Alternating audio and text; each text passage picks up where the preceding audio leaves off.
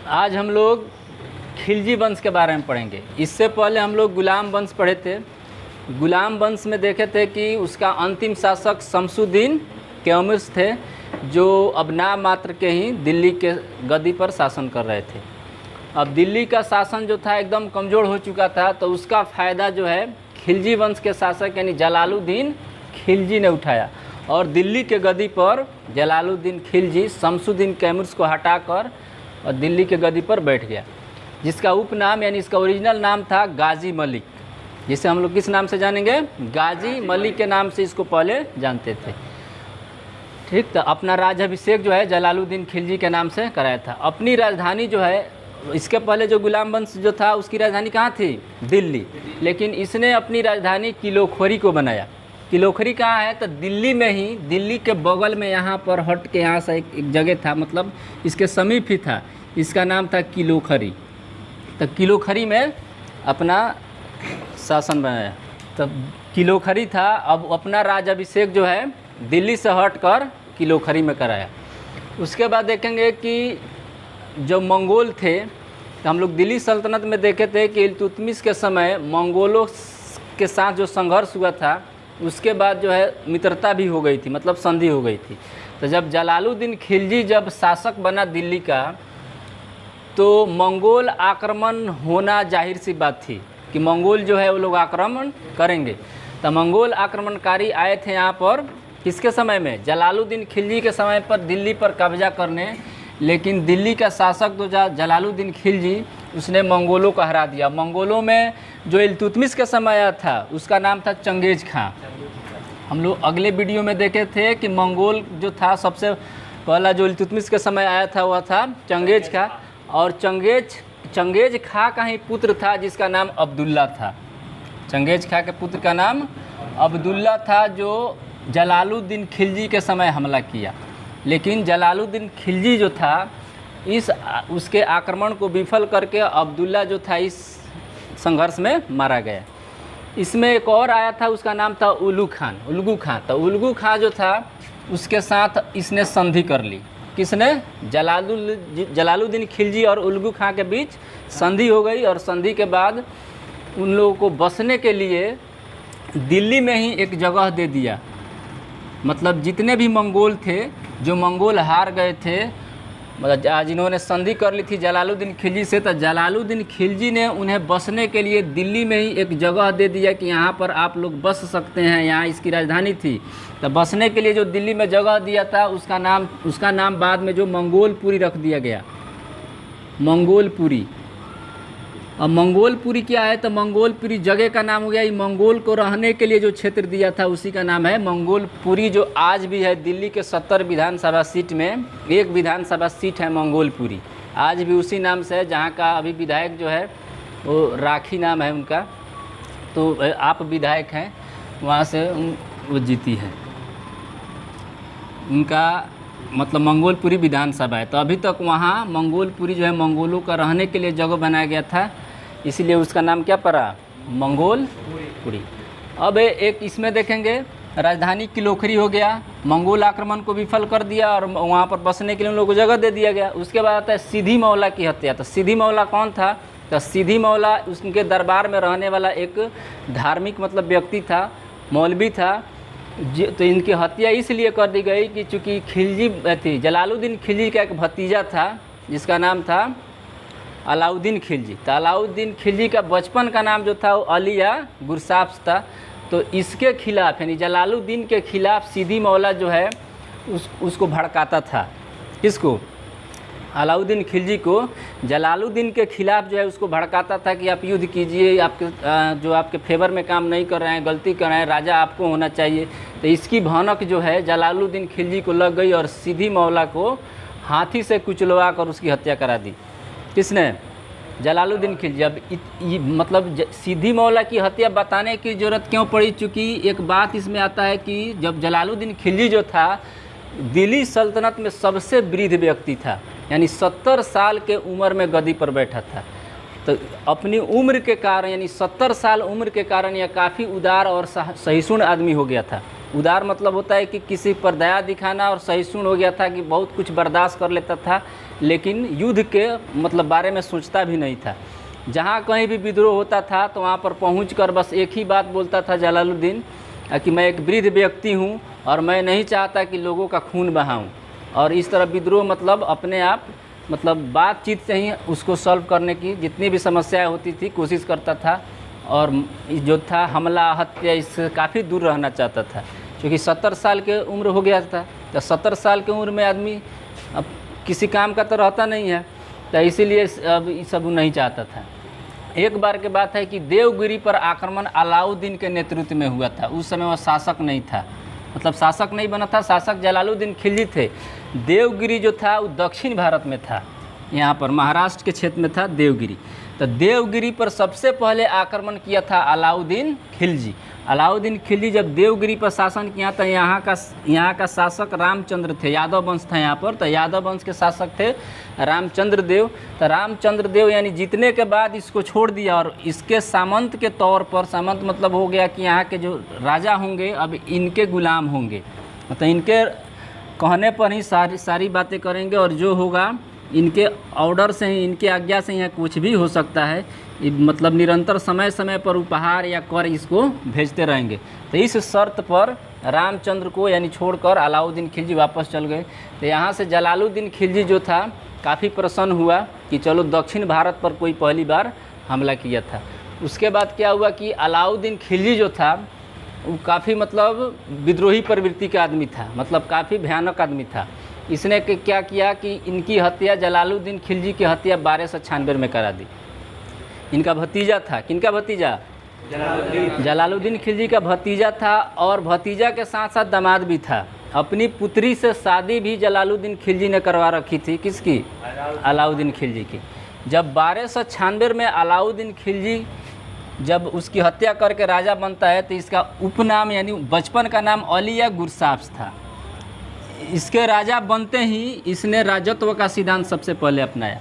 तो राजत्व का सिद्धांत हम लोग देखे थे बलबन के समय भी, और राजत्व का सिद्धांत अलाउद्दीन खिलजी ने भी अपनाया था। तो इसका राजत्व क्या था कि इसके राजत्व में 3 बातें थी। पहली बात थी कि इसके दरबार में जितने भी धार्मिक कट्टरपंथ लोग थे, या यूँ कहे कि मौलाना या ये सब लोग जो रहते थे उलेमा, उन लोगों की छुट्टी कर दी। इसने कहा कि आप लोग दरबार से जाइए, दरबार को धर्म से बिल्कुल अलग कर दिया कि किसी भी आदमी को हमारे कार्य प्रणाली में यानी कार्य प्रणाली में धर्म की बातें नहीं होगी, यानी धर्म को शासन से बिल्कुल अलग कर दिया। इसके पहले जितने भी राजा हुए थे, जितने भी शासक, वे सब लोग इस्लाम के अनुरूप ही शासन चलाते थे, इस्लाम धर्म के अनुरूप ही यानी कुरान के मुताबिक ही सारे शासन चलाया जाता था। लेकिन अलाउद्दीन के राजा बनते ही इसने धर्म को शासन से बिल्कुल अलग कर दिया, बोला कि धर्म और शासन बिल्कुल अलग रहेंगे। पहला काम था। दूसरा काम था कि इसने बोला कि राजा को निरंकुश होना ही चाहिए, मतलब अगर कोई राज करना चाहता है तो राजा को निरंकुश का मतलब होता है कि जिस पर किसी का अंकुश नहीं हो, अपने मर्जी से उसको शासन करना है। तो ये हो गया। और तीसरा जो था इसका राजत्व सिद्धांत, तीसरा था कि इसने राजा की उपाधि जो है, इसके पहले जितने भी राजा होते थे, शासक होते थे, वो खलीफा से सुल्तान पद धारण करते थे। यह जो था दिल्ली सल्तनत में, यह जो था अपने आप को खुद खलीफा घोषित कर लिया और खलीफा के से किसी अपने सुल्तान पद की उपाधि धारण नहीं की। इसने बोला कि मुझे सुल्तान बनने के लिए किसी खलीफा से आज्ञा लेने की ज़रूरत नहीं है। तो इसकी 3 राजत्व सिद्धांत थे। उसके बाद इसका जो अभियान होगा तो हम लोग अभियान देखेंगे, और इसका एक सेनापति होता है जिसका नाम था मलिक काफूर। तो मलिक काफूर के बारे में देखेंगे तो मलिक काफूर को, इतिहास में मलिक काफूर के बारे में 2 बातें प्रचलित है। एक बातें है कि मलिक काफूर गुजरात अभियान के समय मलिक काफूर को उसके सेनापति जो थे, नुसरत नाम था, नुसरत खां खरीद कर लाया था 1000 में, 1000 दिनार में, इसलिए उसको 1000 दिनारी बोला जाता है। कहीं कहीं होता है कि खुद अलाउद्दीन खिलजी खरीदने गए थे, खरीद के 1000 में लाए थे, तो उसको इसलिए 1000 दिनारी बोला जाता है। तो मलिक काफूर अलाउद्दीन का क्या था? सेनापति था मलिक काफूर। अब मलिक काफूर जो है, काफूर का अर्थ ही होता है मतलब हिजड़ा। मलिक काफूर जो था आदमी नहीं था, मतलब पुरुष नहीं था, क्या था? हिजड़ा था, वही होता है हिजड़ा, तो सब लोग समझता है। तो मलिक काफूर जो था, छक्के बोलो, तो मलिक काफूर हिजड़ा था, इसको अपने सेनापति के तौर पर इसने रखा था। था हिजड़ा लेकिन बड़ी काम का आदमी था, काफ़ी ताकतवर था, मजबूत था ना। बाद में जब हम लोग देखेंगे दक्षिण अभियान में जब इसको भेजा जाता है तो उधर जाकर पूरा उत्पात मचा देता है। मतलब उतना किसी राजा ने नहीं किया था, मतलब किसी सेनापति ने उतना उत्पात नहीं मचाया था जितना मलिक काफूर मचाया। तो अलाउद्दीन का अभियान जो है, अलाउद्दीन का अभियान को हम लोग दो पार्ट में बांट के देखेंगे। सबसे पहले उत्तर भारत का अभियान और दक्षिण भारत का अभियान। तो उत्तर भारत के जीतने के बाद अलाउद्दीन खिलजी दक्षिण की ओर रुख करता है। तो दक्षिण की ओर सबसे पहले उसी ने मलिक काफूर को दक्षिण भारत को जीतने के लिए भेजा था। तो अभी फ़िलहाल उत्तर भारत देखेंगे। दक्षिण भारत जो था उसका भी एक कहानी है और इसका शासन प्रशासन की अलग सब व्यू है, देखेंगे तो दूसरे वीडियो में आएगा, एक वीडियो में हो नहीं पाएगा क्योंकि काफ़ी लंबा हो जाएगा। तो आज केवल इस वीडियो में उत्तर भारत का ही अभियान देखेंगे अलाउद्दीन खिलजी का। तो उत्तर भारत के अभियान में सबसे पहला इसका अभियान था गुजरात अभियान। गुजरात पर हमला किया था 1299 में, इस एरिए पर यहाँ पर हमला किया था कब, 1299 में। अब यहाँ का शासक जो था, उस शासक थे, यहाँ राजा करते थे, उनका नाम था कर्णदेव बघेल। कर्णदेव बघेल नाम के क्या थे, यहाँ पर राजा थे जो शासन करते थे। अब यहाँ पर हमला करने के पीछे कारण था, कोई ना कोई कारण जरूर होता है हमला के पीछे। तो इसका कारण था मंत्री माधव। राजा बघेल का एक मंत्री था, उसका नाम था माधव। तो माधव जो था बड़ा लालची प्रवृत्ति का आदमी था। उसके मन में था कि अलाउद्दीन खिलजी को बुलाकर कर्णदेव को हटाकर और जितना संपत्ति वो चाहे यहाँ से लेकर चला जाए और शासन मेरे हाथों में सौंप दे। तो इसलिए माधव ने षड्यंत्र करके और अलाउद्दीन खिलजी को न्योता दिया कि आइए आप यहाँ हमला कीजिए और हम लोग आपका साथ देंगे। तो माधव के धोखाबाजी के कारण अलाउद्दीन खिलजी यहाँ पर आया और राजा कर्णदेव को क्या कर दिया, हरा दिया, कर्णदेव बघेल को हरा दिया। अब कर्णदेव बघेल जब हार गए तो इनके पत्नी थी एक, उनका नाम था कमला देवी। इनकी पत्नी का नाम था कमला देवी, जो काफ़ी सुंदर थी। अब अलाउद्दीन खिलजी जो था कमला देवी को लेकर चला गया और जाकर अपने यहाँ वहाँ शादी कर लिया।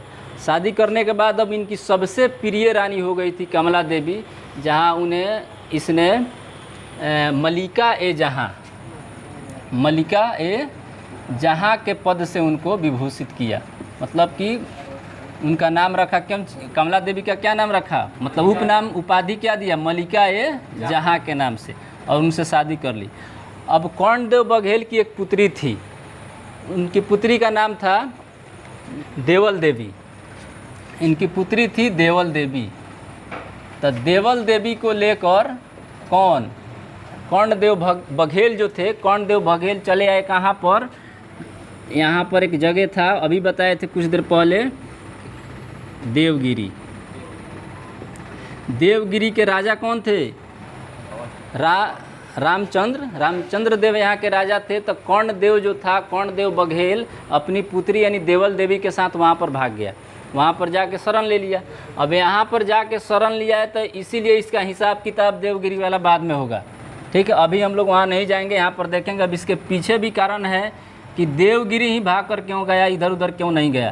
तो ये अगले वीडियो में देखेंगे कि कर्णदेव अपनी पुत्री को लेकर देवगिरी में क्यों गया था।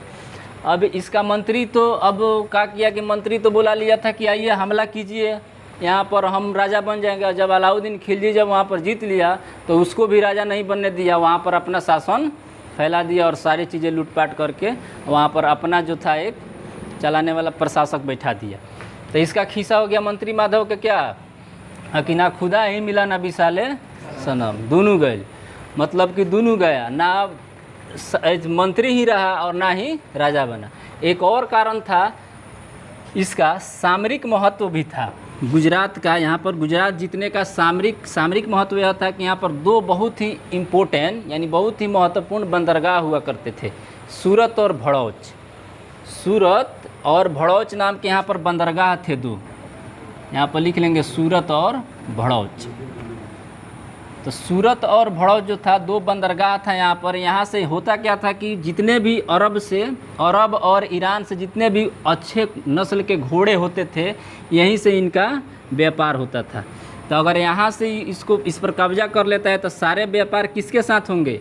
अलाउद्दीन खिलजी के साथ। तो इसके दो कारण था, एक तो मंत्री माधव बुलाने का, दूसरा कारण था यहाँ के सामरिक महत्व यानी इनका यहाँ के बंदरगाह। इसको जीतने के बाद अब इसको विजित कर लिया है, गुजरात वाला एरिया जीत लिया है। उसके बाद आता है 2 नंबर पर रणथंभौर। तो रणथंभौर अभियान करता है 1301 में। तो रणथंभौर जो था ये सब राजस्थान वाला एरिया है। तो राजस्थान को जीतता है रणथंभौर। यहाँ का शासक जो था हमीरदेव चौहान था। हमीरदेव चौहान जो था एक बहुत ही अच्छा शासक था, बलशाली था, मतलब प्रतापी राजा हुआ करता था। तो हमीरदेव चौहान जो था इसको अलाउद्दीन खिलजी ने हल्के में लिया और इसको जीतने के लिए भेजा, इसको रणथंभौर को। तो इसके एक सेनापति थे, उनका नाम था नुसरत खां। तो नुसरत खां को इसने भेजा अलाउद्दीन खिलजी ने कि जाइए और रणथंभौर को जीत लीजिए। बस जैसे ही नुसरत खां गया वहाँ पर क्या किया कि हमीरदेव ने नुसरत खां को मार दिया, यानी नुसरत खां क्या हुआ? मर गया। अब अलाउद्दीन खिलजी के देह में सही में बेचैनी आ गया कि अरे बाप रे, हमारा इतना बड़का कौंची के सेनापति को मार दिया। काफ़ी क्रूर आदमी, काफ़ी मतलब खतरनाक आदमी था। कौन? अलाउद्दीन खिलजी। इसके जैसा मतलब अभी तक इतिहास में देखेंगे खतरनाक आदमी कोनो नहीं था, बहुत मतलब बिजोड़ आदमी था। अब कहा गया कि इसके देह में यहाँ से मतलब करंट दौड़ गया कि हमारे सेनापति को मार दिया। अब यहाँ से अलाउद्दीन खिलजी खुद स्वयं दूसरे सेनापति को नहीं भेजता है, अपना स्वयं हथियार उठा लेता है और रथ संभाल लेता है, खुद स्वयं जाता है अपने साथ। और अपने साथ जो है लड़ने जाता है तो अमीर खुसरो को लेकर जाता है। अलाउद्दीन के ही दरबार में कौन रहते थे? अमीर खुसरो। तो अमीर खुसरो को इसलिए लेकर जाता है कि चलिए, अमीर खुसरो मतलब कवि थे, राइटर थे, लिखते थे, चलिए इस विजय गाथा की कहानी आप लिखिएगा, हम किस तरह हराते हैं उनको। तो इसीलिए लेकर गया था किसको? अमीर खुसरो को साथ में। और अमीर खुसरो साथ में गए थे। उसके बाद वहाँ पर हमला बोला। अब क्या हुआ कि अब तो हमीरदेव को मार दिया, कैसे इसकी सेना बहुत ज़्यादा थी, काफ़ी सीरियस, उसमें सीरियस नहीं लिया था, इसमें सीरियस हो गया था बात। अब हमीरदेव मर गया। इनकी पत्नी थी हमीरदेव को संग देवी। अब संग देवी जो थी प्रथम जौहर करने वाली महिला थी। प्रथम जौहर, जौहर का अर्थ होता है कि अपने आप को नष्ट कर लेना, मतलब मार देना। तो जब भी किसी के, इसका अलाउद्दीन खिलजी का एक बहुत खराब आदत था कि जब भी कहीं हमला करता था तो सब उकन के मेहरारू सब हथियार के फेर में लग जाता था। मौगी सब क्या करता था कि जीत के ले जाके बियाह कर लेता था। अब देखा कि आई बाप, इस मतलब देखी कौन? संग देवी की। तो इसका आदत है, इसी तरह गुजरात पर किया था, कौन देव के मेहरारू के लेकर भाग गया था। उसके बाद इसकी पत्नी थी हमीरदेव के संग देवी, इसको भी लेकर भाग जाता। बस क्या कि संग देवी जौहर कर ली। तो इतिहास में प्रथम जौहर करने वाली महिला कौन हो गई? संग देवी हो गई। हम लोग जौहर के बारे में थी एक फिल्म में भी देखे थे, आया था पद्मावती फिल्म। तो में पद्मिनी जो है पद्मावती जो है जौहर कर लेती है। जौहर कर लेती है मतलब कि अपने रानियों के साथ आग में कूद जाती है। तो वहाँ पर जौहर चीज़ हम लोग को देखने को मिलता है। लेकिन उससे पहले, सबसे पहले जौहर की घटना किसके साथ हुई थी? संग देवी के साथ, यानी प्रथम जौहर करने वाली महिला थी। ठीक है। अब इसका कारण क्या था? मतलब कि रणथंभौर पर हमीरदेव पर हमला करने के पीछे कारण क्या था? तो यहाँ पर देखेंगे गुजरात अभियान विवाद।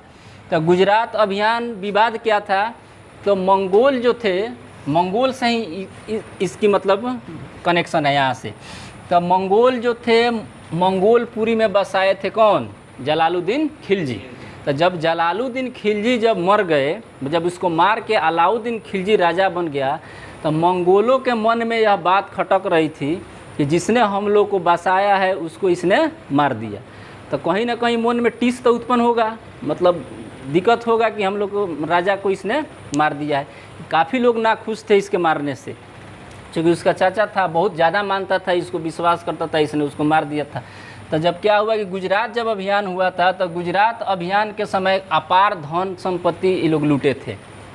उसमें 2 सैनिक गए थे, एक तुर्क सैनिक, एक गए थे मंगोल सैनिक। और दोनों अलाउद्दीन के लिए काम कर रहे थे। कब से? जलालुद्दीन के समय से ही।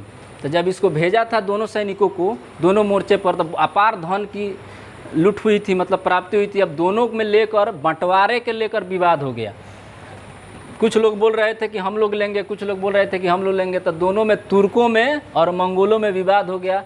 अब यहाँ से विद्रोह कर दिया कौन लोग? मंगोल लोग जो थे, पहले से ही अलाउद्दीन के खिलाफ थे वो लोग। अब विद्रोह कर दिए थे। अब विद्रोह करने के बाद क्या हुआ था कि इन लोगों का, तो उस विवाद में जब ये लोग भाग कर आए थे तो यहाँ पर मंगोलों को शरण दिया था कौन? हमीरदेव चौहान। हमीरदेव चौहान जो था मंगोलों का अपने यहाँ शरण दे दिया था कि हमारे यहाँ रहिए। बस यहाँ से कौन गुस्सा हो गया था? अलाउद्दीन खिलजी। मेन कारण यही था किस पर हमला करने का? रणथंभौर पर, कि हमारे दुश्मनों को हमीरदेव ने अपने यहाँ शरण दे रखा था।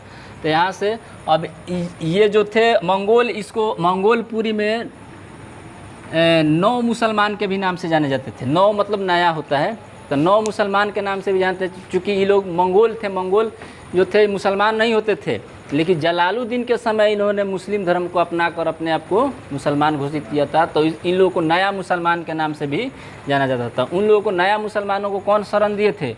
हमीरदेव चौहान। इससे अलाउद्दीन खिलजी जो था इन पर गुस्सा हो गया और हमला बोल दिया था।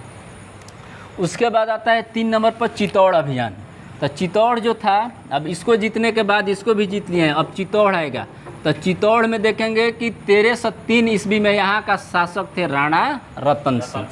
अब ये जो राणा रतन सिंह के जो कहानी काफ़ी विवादित था। इसी में फिल्म में देखे होंगे आप लोग कि फिल्म जब निकला था पद्मावती, तब पद्मावत में राजा राणा रतन सिंह के बारे में और पद्मावती के बारे में जो कहानी थी उसको दिखाया गया था कि किस तरह अलाउद्दीन खिलजी ने इस पर हमला किया था। इसके बारे में तो बहुत लोग फिल्म से ही जान गए होंगे, लेकिन रानी पद्मिनी जो थी, इसके इतिहास में मिलता है कि चित्तौड़ का राजा जो था, उस शासक जो था राणा रतन सिंह थे। रानी पद्मिनी थी, लेकिन इसमें जो कहानी जो है पद्मावती वाला जो थी, कौन जोड़े थे? मलिक मोहम्मद जायसी। तो मलिक मोहम्मद जायसी जो था वो 13 से कुछ ईस्वी का बात है। तो उस समय जो उसमें कुछ मन गढ़ंत कहानियाँ थी, अपने मन से गढ़ के उसको विवाहित बना दिए थे, लेकिन इतना कुछ नहीं था। लेकिन फिर भी जानेंगे कि रानी पद्मिनी जो थी वहाँ मतलब हमला करने के मेन पीछे कारण था चित्तौड़ पर, कि अलाउद्दीन खिलजी ने सुन रखा था कि चित्तौड़ में एक बहुत ही सुंदर रानी रहती है, जो दुनिया में सबसे, मतलब भारत में सबसे सुंदर लड़की है। अब पद्मिनी को देखने के उसके दिल में जो है लालसा उत्पन्न हो गई कि पद्मिनी मतलब पद्मावती कितनी कैसी लड़की है। आज सब लोग ये बात जानते थे कि अलाउद्दीन खिलजी बड़ा खतरनाक आदमी है। जब किसी के महिला को देख लेता है तब बियाह करने खातिर बेचैन हो जाता है, एकरे से बियाह करे। तो राजा रतन सिंह भी इस बात को जानते थे कि अगर ये देखेगा, अगर देख लिया तो क्या करेगा? ज़रूर बियाह करे खातिर बेचैन हो जाएगा, कैसे बहुत सुंदर थी। अब क्या हुआ कि इस पर जो था चित्तौड़, तो चित्तौड़ पर हमला करने के 2 कारण थे। एक तो कारण था रानी पद्मिनी, यानी पद्मिनी को देखना था, बहुत इनके बारे में सुन रखा था कि बहुत सुंदर महिला है। और दूसरा कारण था कि दक्षिण के अभियान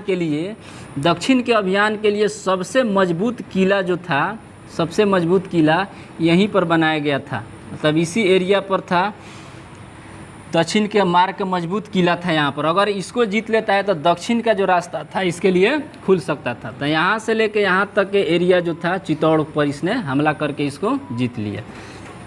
उसके बाद आता है मालवा का अभियान।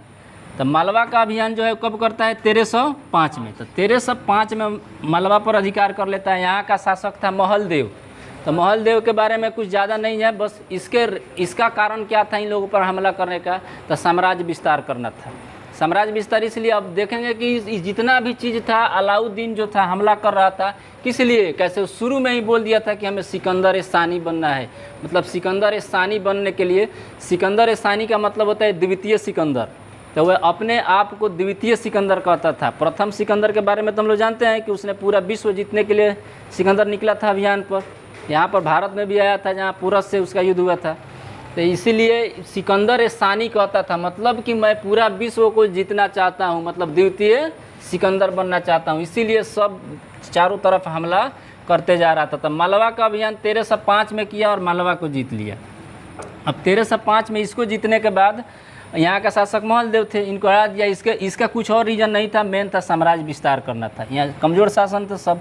सिवाना जो यानी बाड़मेर वाला एरिया जो है राजस्थान का, बाड़मेर पर हमला करके 1360 में इसको मिला लिया। और जलौर जो था, अब यहाँ पर जलौर में 1311 में यहाँ का शासक थे कान्हरदेव सोनगारा चौहान होते थे। ये लोग उतने इम्पोर्टेंट नहीं है, इन लोग को आराम से हरा कर पूरा उत्तर भारत जो था, उत्तर भारत किसके कब्जे में आ गया। मैंने उधर पाकिस्तान सिंध वाला एरिया तो था ही, पूरा यहाँ से लेकर यहाँ तक उत्तर भारत का एरिया किसके कब्जा में आ गया है, यानी खिलजी वंश के एम्पायर यानी खिलजी डायनेस्टी के अंतर्गत ही टोटल आ चुका था। यानी सारे एरिया को खिलजी वंश में तब्दील हो गया था। अब जो है दूसरे वीडियो में हम लोग देखेंगे दक्षिण भारत का अभियान। दक्षिण भारत में यानी देवगिरी से स्टार्ट करेंगे और बाकी सब जो था दक्षिण में, यानी हम लोग इसमें देखे हैं कि अभी तक जितना भी शासन था उत्तर भारत तक ही सीमित था। प्रथम यह शासन था यानी खिलजी वंश था जो दक्षिण भारत में अभियान करके राजपूत राजाओं को हरा कर वहाँ का शासन खिलजी वंश में मिलाया गया था। तो वीडियो लंबा हो जाएगा, इसीलिए हम लोग नेक्स्ट वीडियो में देखेंगे दक्षिण भारत का अभियान। Thank you.